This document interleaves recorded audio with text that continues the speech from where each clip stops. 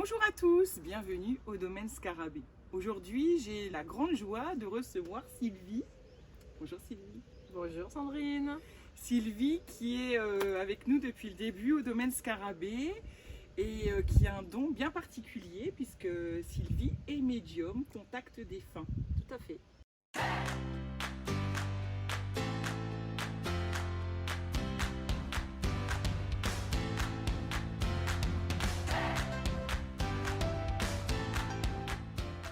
Une rencontre qui s'est passée l'année dernière. On a commencé, voilà, et puis Sandrine, tu m'as accueillie, et puis voilà, on continue l'aventure ensemble. Un petit bout de chemin ensemble.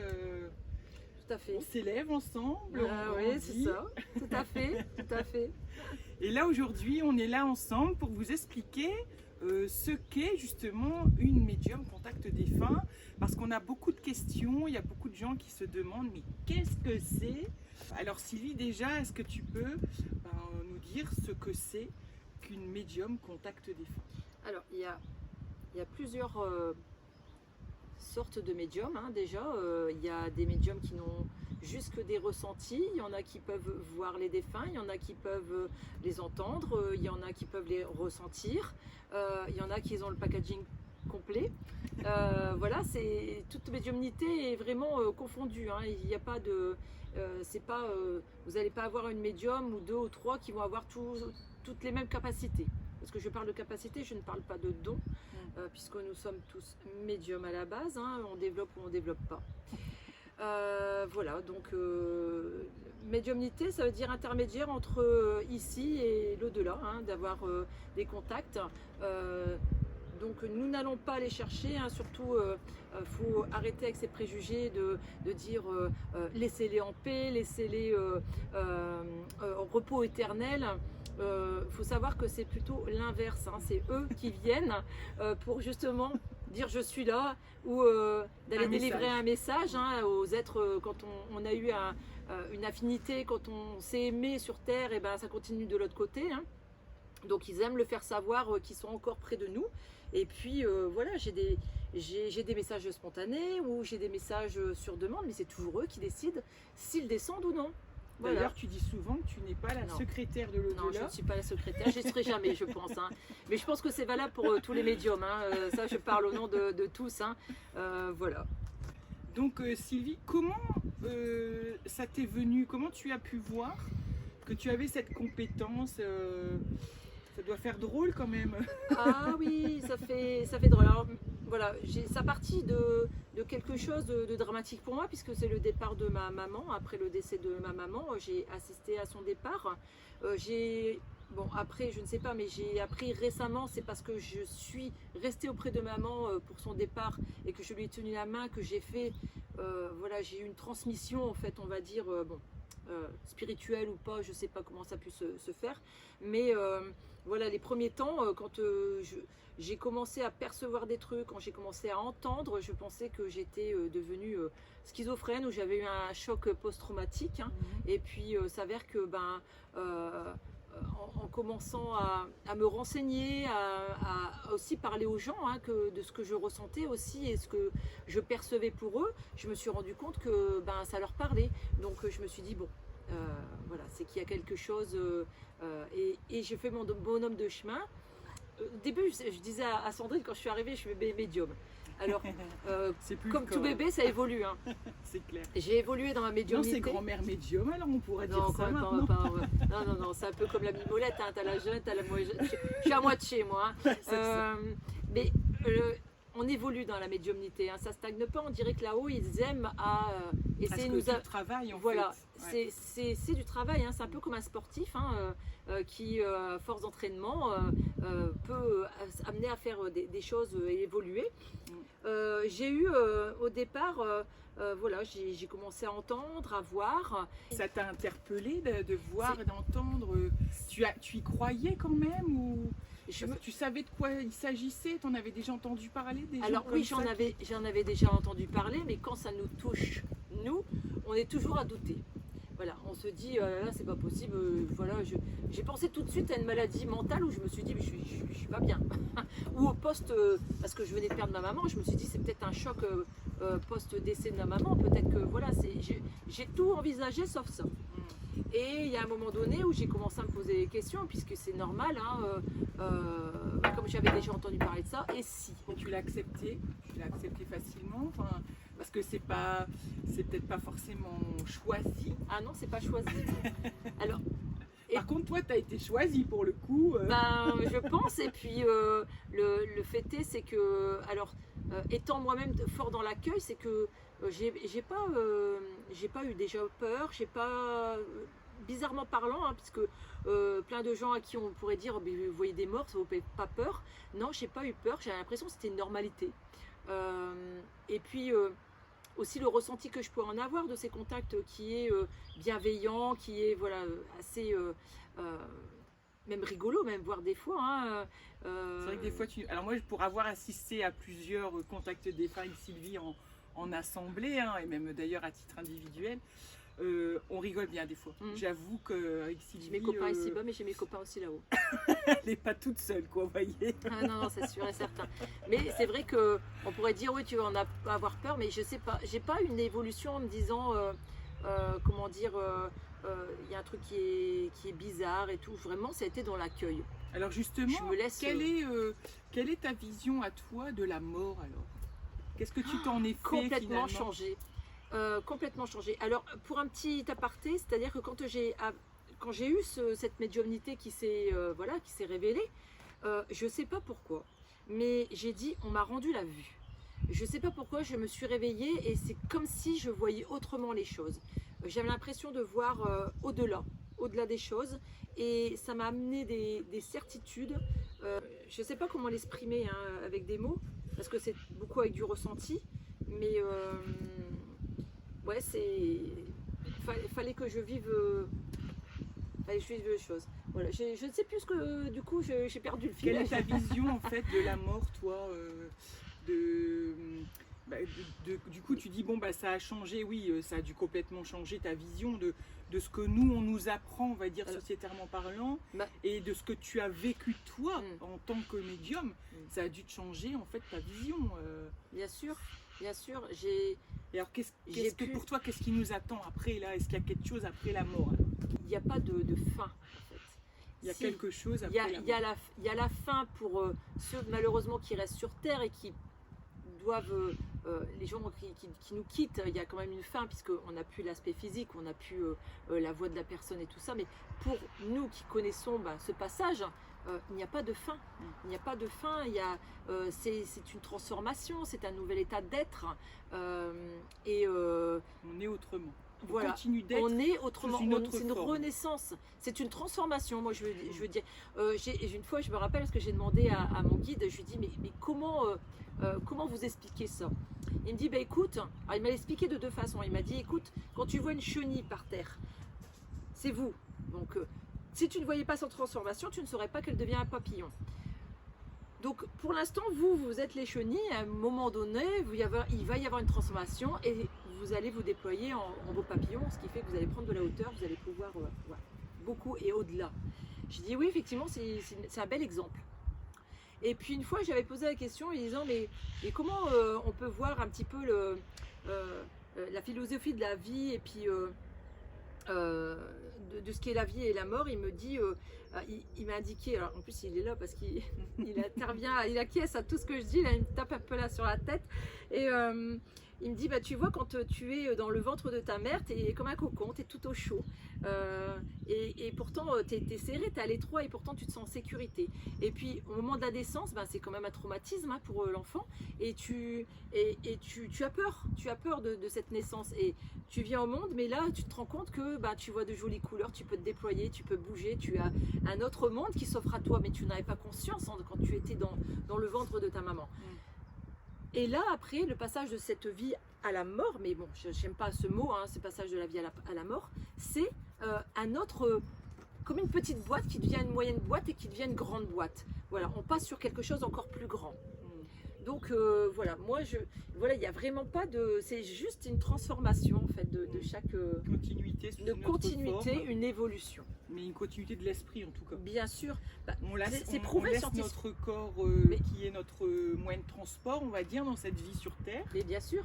Et l'esprit continue à... Et scientifiquement, c'est prouvé, parce qu'il y a des chercheurs qui se sont penchés justement sur cette question de l'âme, savoir s'il avait un poids, qu'est-ce qui se passait après la mort. Ils ont fait des recherches là-dessus en pesant, bon après vulgairement, c'est pas très, voilà, mais il s'avère que l'âme pèse 21 grammes, puisqu'ils se sont rendus compte que le corps après le trépas, il perdait 21 grammes. Donc il y a quelque chose. Le poids du colibri. Il y a quelque chose qui sort de ce véhicule terrestre, hein, qui pèse 21 grammes. Et voilà, donc c'est... Il y a plein de... C'est magique. Voilà, il y a plein d'expériences, il y a plein de choses qui nous prouvent qu'il y a quelque chose. Alors justement, quand là on fait des assemblées avec toi ou des entrevues avec toi, comment ça se passe? Donc il y a des gens qui arrivent, elles ont pris rendez-vous par exemple au domaine Scarabée, et elles arrivent, ces personnes, soit avec une photo ou non, mais une intention. Mais toi, attention, tu leur dis bien, c'est pas forcément la personne que vous attendez qui vient. Et d'ailleurs, on l'a déjà vécu plus d'une fois, où finalement... Pour une petite anecdote, j'avais une dame qui m'attendait au domaine, j'avais en présentiel, et puis sur la route, j'ai son défunt qui vient avec moi en voiture. Bon, ça va en faire rigoler certains, ils m'ont dit, bon, tu dis donc que tu transportes, je suis pas taxi, hein, mais bon, je transporte des défunts. Il s'est invité. Hein. Voilà, il s'est invité et il a commencé la séance avant que j'ai cette dame que je ne connaissais pas, hein, et puis il m'expose que ça fait longtemps qu'il est parti, qu'il est le papa de cette dame que j'allais rencontrer, et qu'il avait un grand pardon à lui demander. Bon, il commence sa séance, mais cette dame arrive, elle avait l'intention d'avoir un contact avec sa collègue de travail qui était partie il n'y a pas longtemps. Et je me rappellerai tout le temps, hein, c'était le cri du cœur lui disant non, un grand non, non, c'est ton père qui est là. Elle ne s'attendait pas en fait. Faut savoir que il y a des gens qui pensent qu'après des années et des années, là ça faisait 30 ans qu'il était parti, cette dame a exposé le fait qu'elle n'aurait jamais pensé demander son papa, parce qu'elle me dit, ça faisait 30 ans qu'il était parti, elle pensait qu'elle ne pourrait plus l'avoir.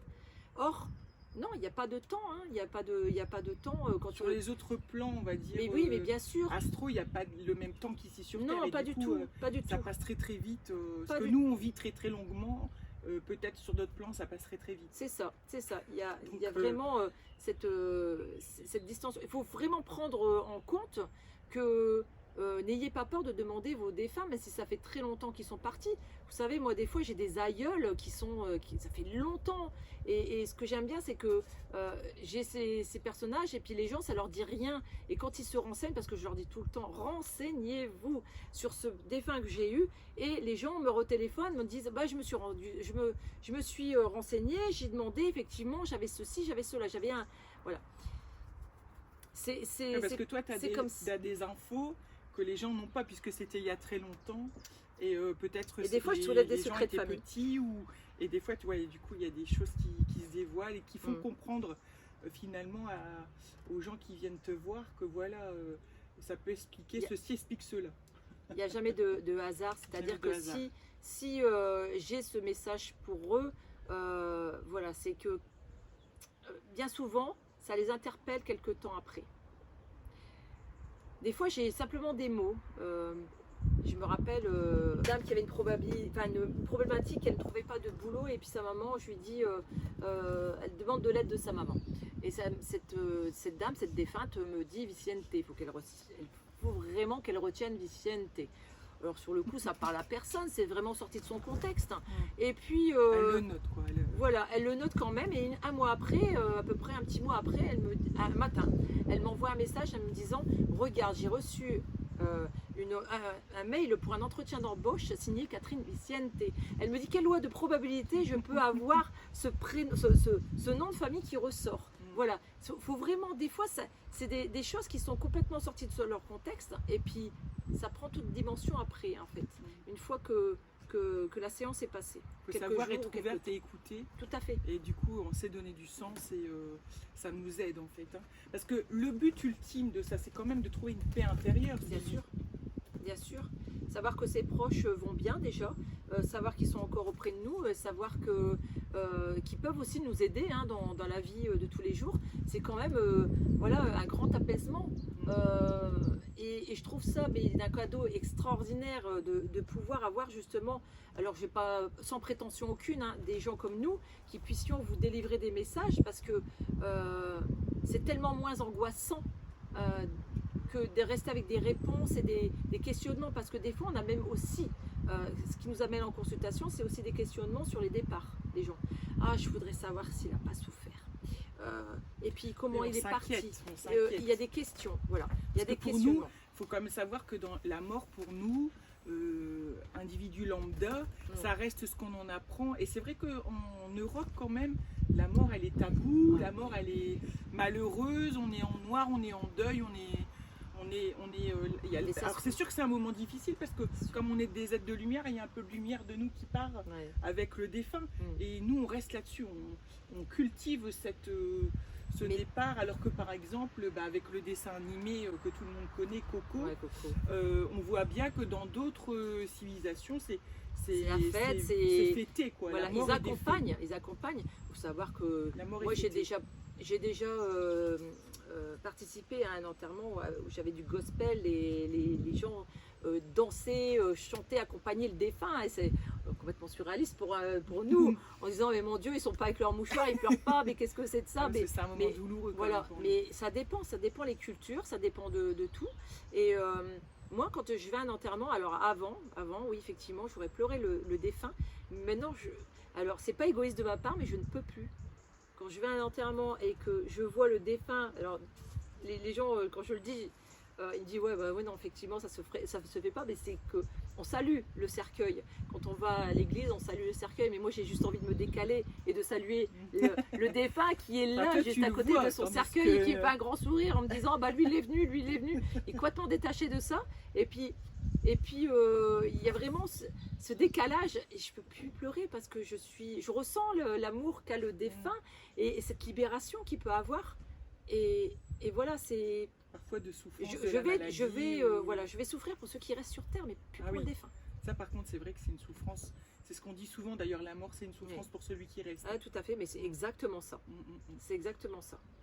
Et c'est lui qui doit la surmonter et qui doit vivre, recombler la lumière, le manque de lumière qui est parti par sa propre lumière. C'est ça. Et selon si on a confiance en soi ou pas, c'est un peu plus compliqué, quoi. C'est ça.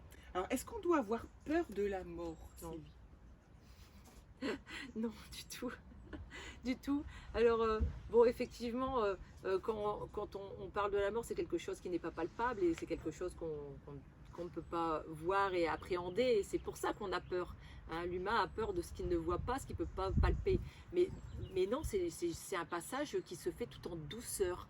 Alors, sachez aussi que on part pas seul. Hein.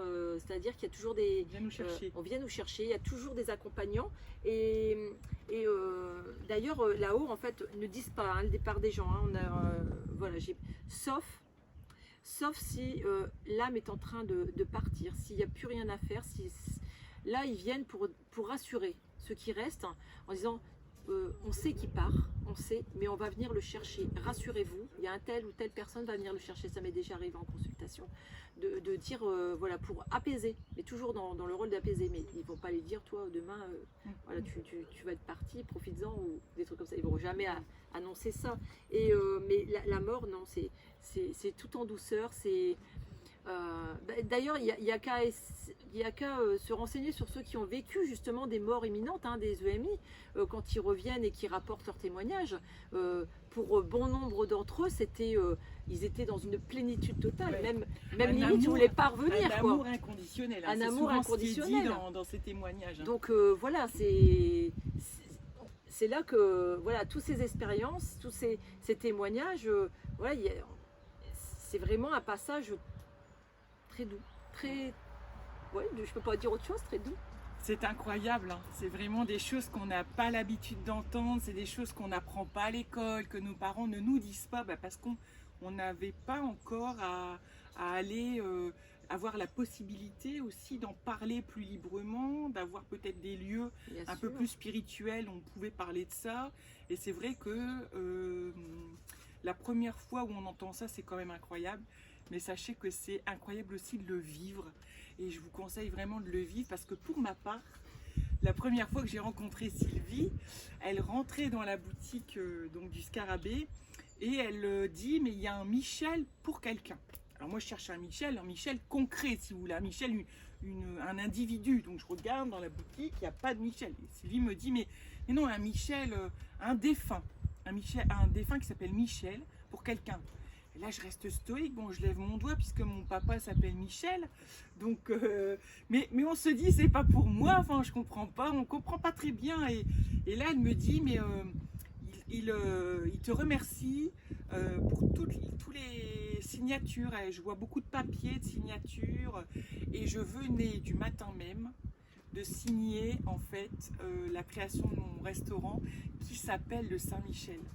Donc ça a été énorme et là je peux vous dire que je peux juste qu'y croire puisque de toute façon il y avait personne qui le savait. Il y a plein d'anecdotes. Hein. Quelle est ta plus grosse expérience, celle qui t'a le plus touché? Parce qu'on n'a quand même pas dit non plus, mais c'est que toi tu as quand même en plus de ta compétence la faculté de dessiner. Ça c'est venu aussi, c'est incroyable ça. C'est-à-dire que tu dessines des visages et des éléments des défunts qui ont des messages pour les personnes de ton groupe et donc après tu transmets et à chaque fois le défunt il est reconnu. C'est assez exceptionnel. Alors même pour moi qui dessine, alors je ne sais jamais qui je dessine, hein, si c'est un garçon, si c'est une fille, je pars d'une page blanche. Et j'écoute, en même temps que je dessine, j'écoute. Alors j'ai le prénom qui vient, alors il me dit je m'appelle comme ça, je suis partie de telle façon, ok, je note. Et alors je me dis la loi des probabilités. Je peux aller au hasard des choses, trouver un prénom. Mais si je me dis c'est la combinaison des choses. Je trouve le prénom, je trouve le motif du décès et en plus de ça je dessine la personne qui est partie. C'est énorme. Là, je me dis, il n'y a plus de coïncidence, il n'y a plus de hasard. Hein. On est un peu comme le numéro du loto. Là. On est complètement dans les lois de probabilité. Je veux bien ouvrir le champ des possibles, mais là, voilà. Voilà, j'ai pas dessiné tout de suite hein, quand j'ai commencé ma médiumnité. Ce qu'il y a, c'est que j'ai été un peu malade. Hein. J'étais très, très faible, mais parce que mon parcours de vie fait que j'ai une maladie et que des fois, je suis un peu faible. Et en fait, j'ai dit, oh mince, j'ai pu avoir l'énergie de pouvoir communiquer peut-être là-haut et je commençais à angoisser et j'ai mon guide qui me dit, ah mais non, tu vas dessiner. Et j'ai dit, mon Dieu, je vais dessiner, je ne sais pas dessiner, je suis complètement, demandez-moi de faire quelque chose, un portrait ou quoi que ce soit, je vais être un vrai Picasso. et bizarrement, quand je dessine, c'est, je ne sais pas comment l'expliquer parce que je le vis. Déjà, je dessine. C'est toi, mais c'est pas toi. Ouais, je dessine très vite, en 10 minutes de temps. Faut le voir, c'est incroyable. Et puis, il y a tous les éléments qui se mettent. Et voilà, je sors un portrait en 10 minutes de temps. Tu gommes des fois, parce qu'on te dit. Alors, des fois, je gomme. Et des fois, je ne peux pas gommer parce que je ne peux même pas soulever ma main. C'est un peu comme de l'écriture automatique. Hein. Et des fois, je ne peux même pas soulever ma main parce que ça part. Alors, des fois, je suis avec un bic. Alors, je vous dis, là, j'ai pas le droit à la faute. Hein. Et j'ai des portraits qui sont... voilà, c'est... Et c'est ma particularité. J'en ai vraiment fait ma particularité de ce dessin médiumnique. C'est vrai que c'est énorme. Par contre, avec souvent, des c'est petits spontané. détails aussi sur le côté. Oui, alors il faut savoir que quand il se jeune fille dessine, qui faisait du cheval, qui avait des livres et tu avais tout dessiné à côté. avec son stylo plume que sa grand-mère lui avait offert pour écrire ce livre. Elle avait dessiné jusqu'au stylo plume. Et par contre, il faut savoir que quand ils viennent se dessiner, c'est comme si ils ne redescendaient pas pour rien. Il y a toujours une date. Alors en plus de ça, il y a encore une confirmation parce que soit il y a une date qui tombe pour eux, hein, proche, ou soit pour la personne à qui ça doit être délivré ce message. Alors c'est pareil, quand ils ont commencé à se dessiner, je leur ai dit je veux bien vous dessiner. Par contre, je veux pas que ça parte dans le néant. C'est-à-dire que je veux pas dessiner comme ça et que voilà, pour avoir des portraits, je veux que ça soit toujours reconnu par quelqu'un. Il faut que ça soit reconnu par quelqu'un. Donc quand je dessine, fatalement, par synchronicité, je arrive toujours à retrouver. Et ça, ils sont très forts là-haut. Très très forts. Bah écoute, c'est franchement, en tout cas, bluffant ces dessins. Et ça permet d'apporter tellement de bien à la personne qui les reconnaît. Donc déjà, merci pour tout ce que tu fais pour nous, Sylvie, parce que malgré tout, moi, je peux voir les personnes qui vont voir Sylvie et qui repartent après avec une plénitude totale, une sérénité, une paix intérieure. C'est vraiment le mot, quoi. C'est vraiment la paix intérieure qui est là. Et j'ai compris à quoi ça pouvait servir de ce fait, de proposer en fait des contacts défunts.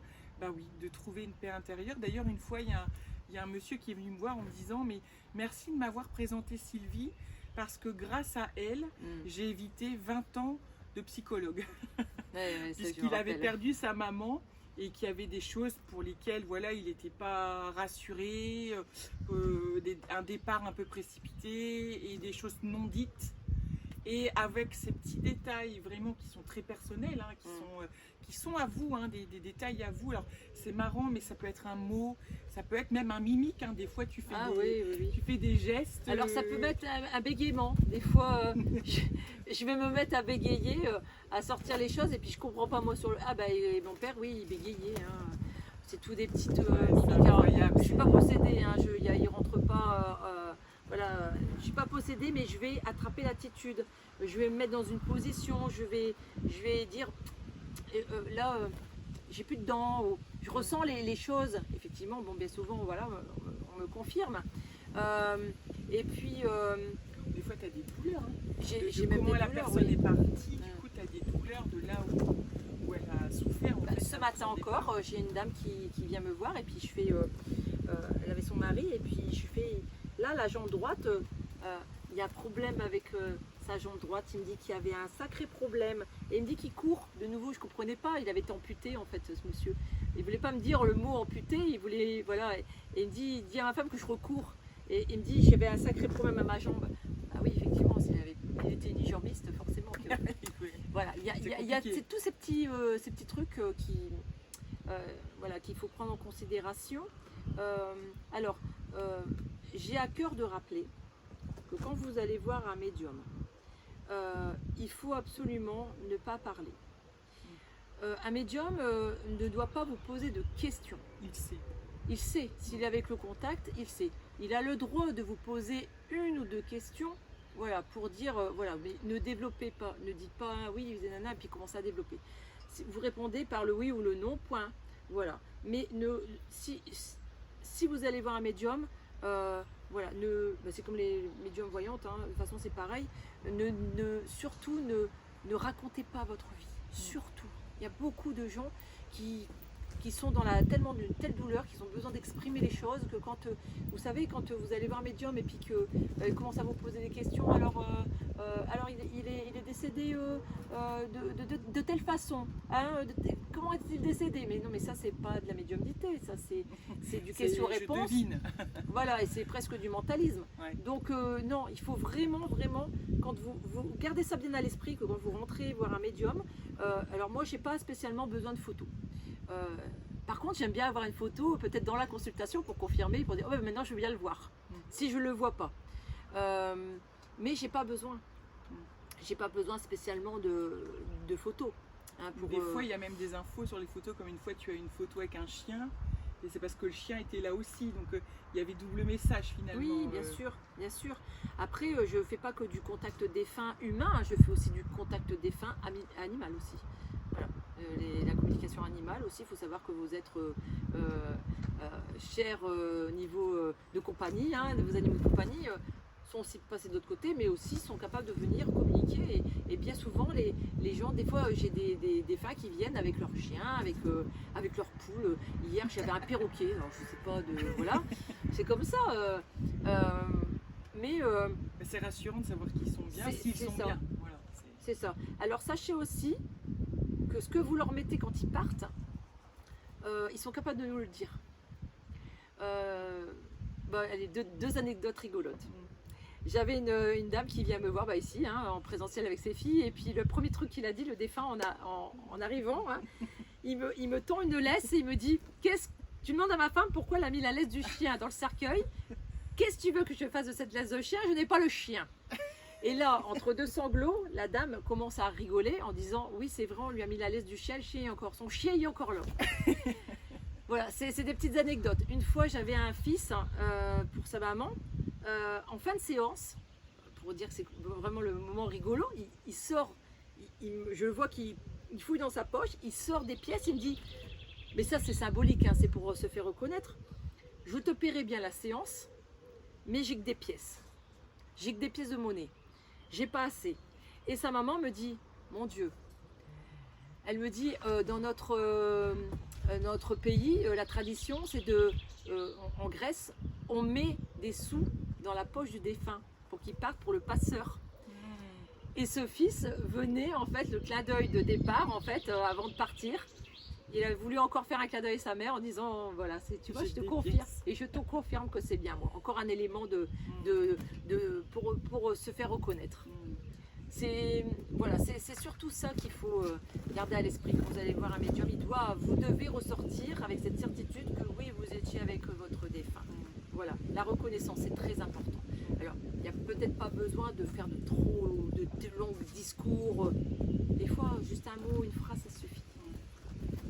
De toute façon, moi j'ai quand même vu Sylvie faire un monologue avec quelqu'un qui était tellement peiné que c'était une dame, que cette dame n'arrivait pas du tout à parler. Et c'est Sylvie qui a parlé toute seule, donc un monologue ça peut m'arriver. À cette dame qui venait pour la perte d'un être cher et qui était tellement sans voix que finalement tu as su la rassurer avec tous les mots. Donc elle a parlé de ses enfants aussi, je me souviens. Elle a parlé de toutes les choses qui lui appartenaient dans sa vie sur Terre. Et donc la dame reconnaissait de plus en plus son ami ou sa sœur, je ne sais plus. Et donc c'était hyper impressionnant de vérité. Et ça lui a fait un bien énorme. Les gens sont en gratitude. C'est ça, c'est que, alors bien souvent les gens pleurent, mais ce ne sont pas des pleurs de tristesse, ce sont des pleurs d'apaisement. Oui. Voilà, tout simplement. Il faut vraiment voir ça de cette façon-là.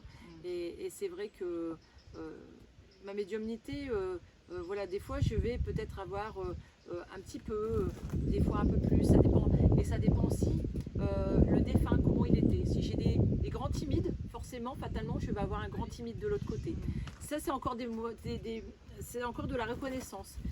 Si j'ai quelqu'un qui est très speed, je vais être très speed dans la façon dont je vais parler.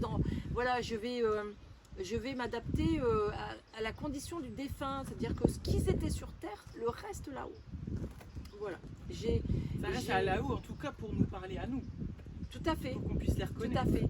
Alors, ils sont obligés de se faire reconnaître, donc ils vont donner des anecdotes de départ. Mais sachez qu'ils ne sont plus, quand Sandrine disait tout à l'heure, des fois tu ressens les douleurs de la personne, ils n'ont plus de douleur. C'est parce qu'ils sont obligés de me faire ressentir cette douleur pour se faire reconnaître. Pour que la personne valide. Oui, effectivement, il est parti d'un cancer du poumon, quand j'ai du mal à respirer, puis que, oui, effectivement, j'avais des douleurs à la tête. Votre défunt, j'ai un choc là, il est parti d'un accident, oui effectivement, donc mais il faut savoir qu'ils sont réparés là-haut, ils n'ont plus tout ça, ils n'ont plus ces douleurs, ils ont plus comme ce monsieur là qui avait plus de jambes, il l'a retrouvé, il recourt, donc il a retrouvé sa jambe de l'autre côté, voilà, on s'est réparé de l'autre côté. Donc justement, par rapport à la vie après, dans l'au-delà, est-ce que tu aurais peut-être une lecture à nous conseiller J'en ai plein. Alors déjà j'ai un film tout le monde commence à connaître, c'est Nos Solars. Oui. Cette référence. Notre demeure en français. Ouais, Notre demeure, qui est très très bien, qui a été fait par un médium sous la dictée d'un défunt qui lui expliquait ce qui se passait de l'autre côté. Et ce film est vraiment criant de vérité. C'est incroyable. C'est vraiment de ce que je peux en rapporter, ce que certains défunts peuvent me mettre comme bride de ce qu'ils vivent de l'autre côté. Effectivement, oui, ça corrobore, on va dire, ce que j'ai. Il y a ça, il y a des livres aussi, il y a La Dame des Anges de Céline Franou que j'adore, voilà. Il y a aussi il y a Jean-Marc Bernat aussi qui a fait un livre, il y a Philippe Ferrer qui aussi fait un livre aussi, mais pour expliquer aussi par rapport à des expériences qu'il a pu avoir, des rencontres qu'il a pu pu avoir. Parce qu'on ne vous demande pas d'y croire. Parce qu'on hein, ne vous demande pas d'y croire, Et tout à fait. Laurent-Jacques Costa. Laurent-Jacques Costa.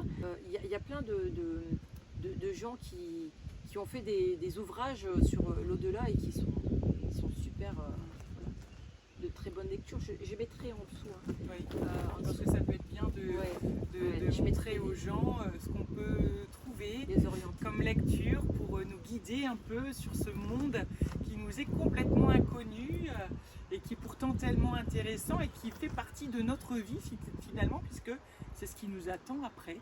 Donc une ouverture d'esprit qui peut être très intéressante et qui est vraiment en tout cas, je dirais, indiquée à aller découvrir. Tout à fait. Moi j'ai Tout à un fait. livre qui est vraiment aussi super, que j'ai adoré, qui s'appelle Souvenirs de l'au-delà de Michael Newton, qui est un hypnothérapeute, hein, puisque vous savez que j'adore l'hypnose, et qui explique en fait qu'en ayant fait des hypnoses aux gens, finalement il se rend compte que les gens expliquent ce qui se passe à l'entre-deux-vie. Et là, si vous voulez, il y a des témoignages de tous ces consultants qui ont expliqué ce qui se passait à l'entre-deux-vie. Et je remonte et en fait, il y a une sorte de douche de lumière pour se nettoyer, un repos, parce que quand même, passage sur Terre Tout à fait. fatigant. Et dis-moi hein, si toi, c'est ce que tu as. Exactement. dans Exactement. comme C'est pour ça signe. qu'il y a. Alors, quand on vous dit oh là là, il faut attendre 6 mois, il faut attendre 1 an, je dis faux. Combien de fois je me bats avec les gens qui disent non, mais il faut les laisser en paix. Il n'y a pas de temps. Il y en a qui vont avoir ce temps, cette pièce, comme tu expliques, de repos, parce que selon ce qu'ils ont vécu Oui, sur c'est Terre, ça. s'ils étaient très S'ils en ont malades, besoin. s'ils étaient très fatigués, effectivement, s'ils en ont besoin, oui, effectivement, dans cette pièce, on ne peut pas l'en contacter. Ils ne peuvent pas descendre, ils sont obligés, ils sont au repos, on les met un petit peu voilà, en stand-by de ce qu'il y a sur Terre. Mais il y en a qui, 2 heures après, peuvent très bien venir communiquer avec nous. Il n'y a pas de temps. Mais effectivement, ce que explique Sandrine, effectivement, il y a ce phénomène de nettoyage hein, de l'âme.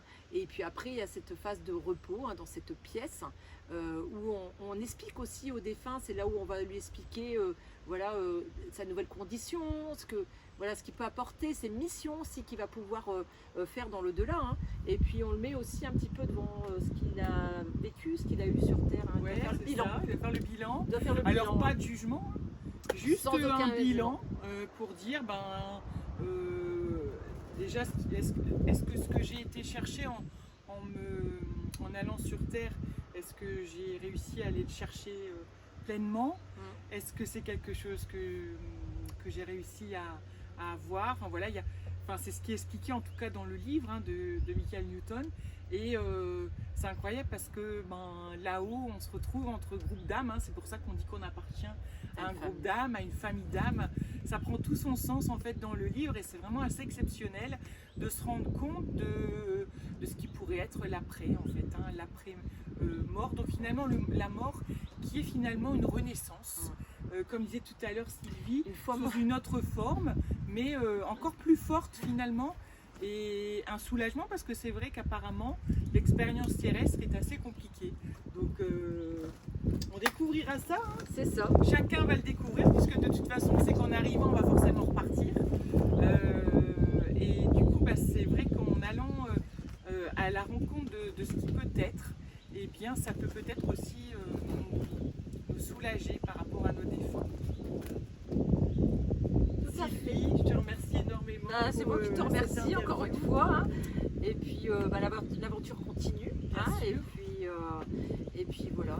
Si vous voulez rencontrer Dans ce- Sylvie, en dans tout nos cas cas. au domaine Scarabée, ou même en visio, hein, Sylvie, hein, pas besoin, parce que nous on est à côté de Lille, hein, dans les Hauts-de-France, dans le domaine Scarabée, mais c'est vrai que Sylvie peut aussi vous faire ça en visio. En tout cas, vous pouvez prendre rendez-vous au 06 42 06 53 72 auprès du domaine Scarabée. Et nous vous donnons un rendez-vous avec Sylvie, Tout à fait. sans aucun problème. Et en tout cas, jusque-là, on vous remercie. On espère que maintenant, c'est un peu plus clair pour vous. Le fait d'être médium, contact défunt, ça y est, ça n'a plus de secret pour vous. Grâce à Sylvie qui nous a bien expliqué tout ça. Et J'espère. puis, oui, je pense que ça a été très clair. Et donc, on vous dit à bientôt au domaine Scarabée. À bientôt. À bientôt.